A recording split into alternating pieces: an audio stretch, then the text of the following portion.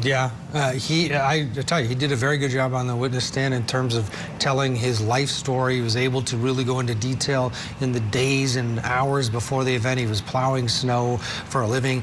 He brought along with him his child, and he had a really good relationship with her. She's now in college.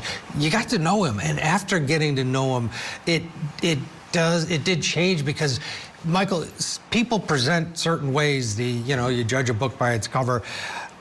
Having him take the stand, I think it was needed, because it's self-defense was what they were alleging, but it also humanized what would otherwise be a kind of scary-looking character.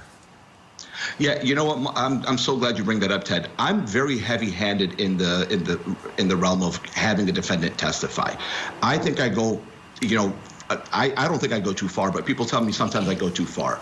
If you don't walk the plank in your own defense, the jury will look negatively against you for that. They'll have an adverse impact in their mind, because we're all here for you to decide whether or not you're guilty, and you're not going to take the stand. Him taking the stand and presenting as well as he did, just like you said, absolutely. That's why he got an acquittal on the top charge. There's no other reason. If he would have sat mute, there's no way the jury would have acquitted him. Like you say, he looked like Bigfoot, right? He looked like Sasquatch, and so he came out there, and then he humanized himself. At the end of the day, we ask juries not to convict robots, but to convict human beings. They're going to convict their fellow man, and they're going to look at you in the courtroom. If you don't take the stand, then you're not a human to them. You're just a person sitting at a defense table. They can have their imagination. Maybe they were bullied when they were younger in high school by a guy who looks just like you. Then you take the stand, and they're like, well, that's not the guy who bullied me. That's the guy who protected me from the bullies. You don't know. But at the end of the day, it only helps you when you take the stand and you humanize yourself. Obviously, some defendants shouldn't take the stand,